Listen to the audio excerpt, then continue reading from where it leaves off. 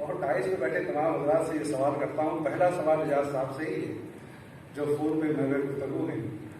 شاید میرا سوال بھی سن لیں. سر آپ ہی سے سوال ہے. آپ نے یہ کہا کہ اب تک میں 12-13 ایسی نشستوں میں شامل ہوا ہوں جہاں پہ قومی یکجہتی پہ بات ہوئی. آمنا سب ٹھیک ہے. آپ سے یہ سوال ہے کیا کسی ہندی کی ایسی مجلس میں آپ گئے جہاں قومی یکجہتی پہ بات ہوئی ہو، یا یہاں جتنے لوگ بیٹھے ہیں کسی بنگالی زبان کے حوالے سے کوئی ایسی تقریب ہوئی ہو جہاں یہ گفتگو ہو رہی ہو کہ بنگالی زبان کا کردار قومی یکجہتی میں، انگریزی کے کسی ایسے سیمینار میں گئے جہاں یہ بات ہو رہی ہو کہ انگریزی زبان کا کردار قومی یکجہتی میں ہو.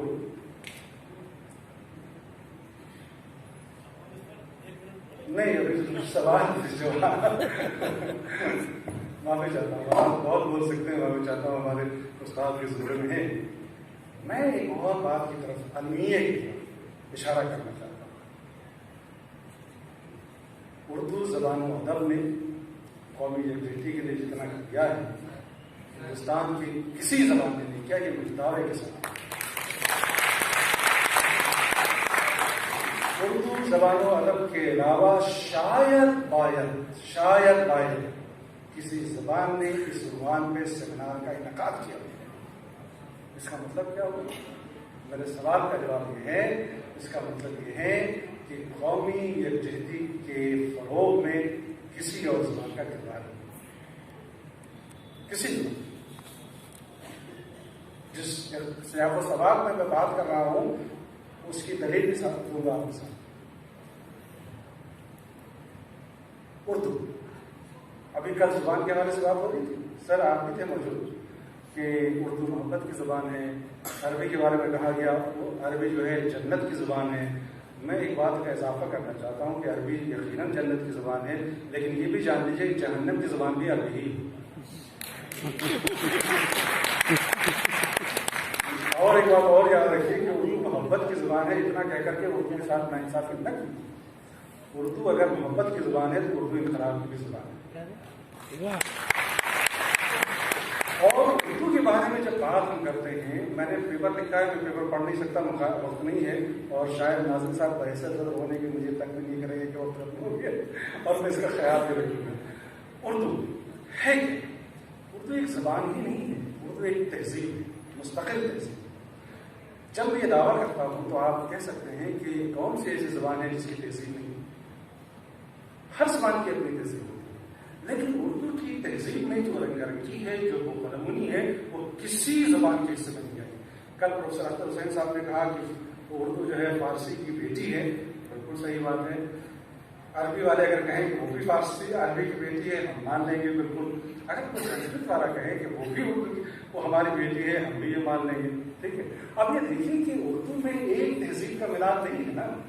اردو زبان کا امتیاز یہ ہے کہ جس طرح سے ہر زبان کی تہذیب ہوتی ہے، اس کی ایک تہذیب ہے، لیکن اس تہذیب کی رنگا رنگی ہو رہی ہے.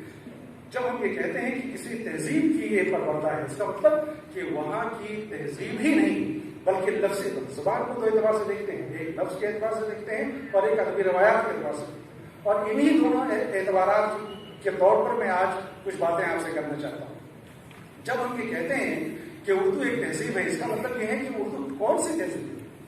بنگالی کی ایک تہذیب ہے، بنگال کا ایک خطہ ہے. پنجابی کی ایک تہذیب، اس کا خطہ ہے. عرب کی ایک تہذیب میں وہ عربی کا ایک خطہ ہے. کئی ممالک ہیں.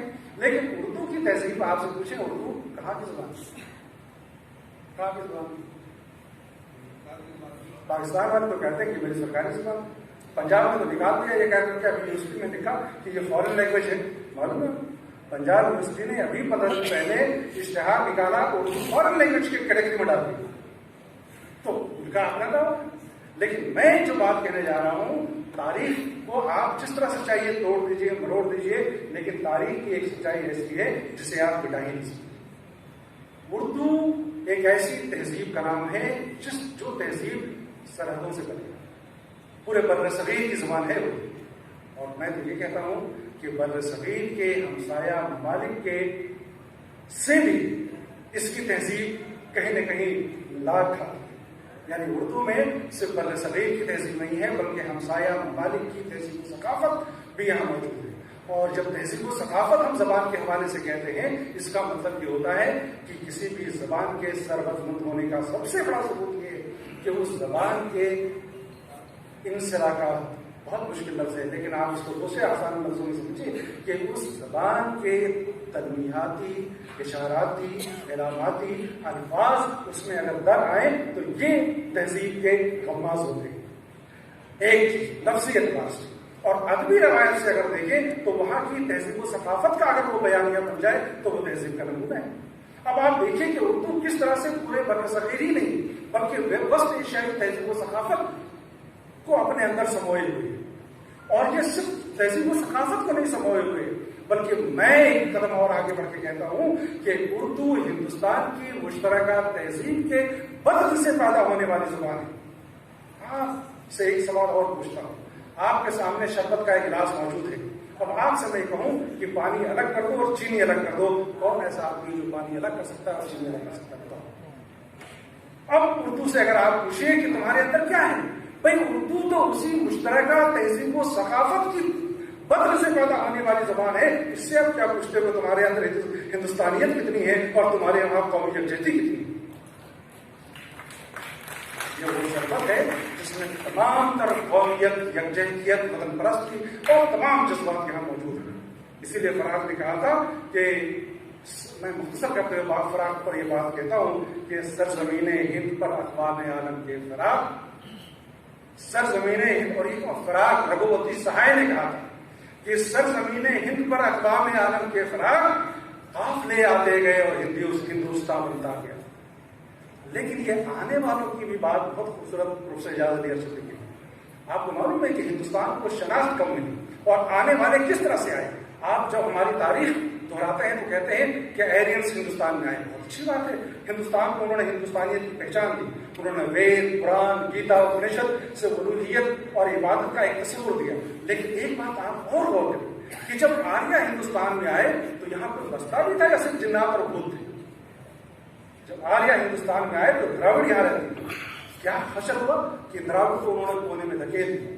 کون سا کونا؟ ہندوستان کا وہ کونا جسے ہم ساؤتھ انڈیا کہتے ہیں۔ لیکن ایک آمد اور ہوتی ہے، کون سی آمد ہوتی ہے؟ وہ وسط ایشیا میں، یعنی جسے مڈیول پیریڈ کہتے ہیں، وسط ایشیا میں مسلمانوں کی آمد ہوتی ہے۔ یہاں سے دراصل مشترکہ تہذیب و ثقافت کی بنیاد پڑتی ہے۔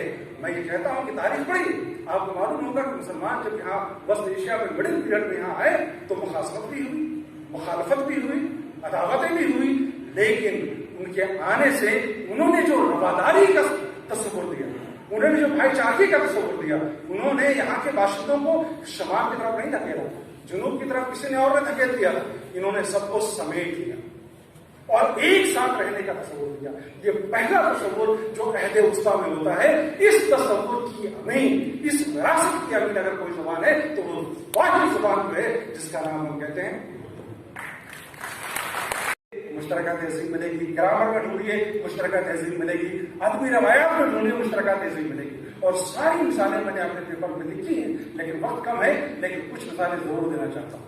وہ اس لیے دینا چاہتا ہوں کہ جب ہم یہ کہتے ہیں کہ زبان کے ایلیمنٹس ہوتے ہیں بہت سارے، لیکن چلو میں لنگوسٹک آپ کو نہیں بڑھانا چاہتا، لیکن ان ایلیمنٹس میں کچھ مثالیں آپ کو دینا چاہتا ہوں کہ یہ خالص ہندوستانی زبان ہے، خالص ہندوستانی زبان ہے۔ اور کیسی ہندوستانی زبان ہے؟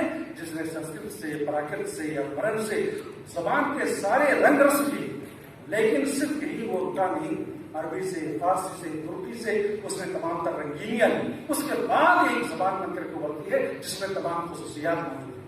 اور کہتے ہیں کہ اس زبان کی پہچان یہ کہ وہ زبان اس تہذیب کی مٹی سے نکلا ہوا اور اس طرح سے نکلا ہوا کہ لفظ بتائیں کہ ہم کہاں گئے، ورنہ ہمیں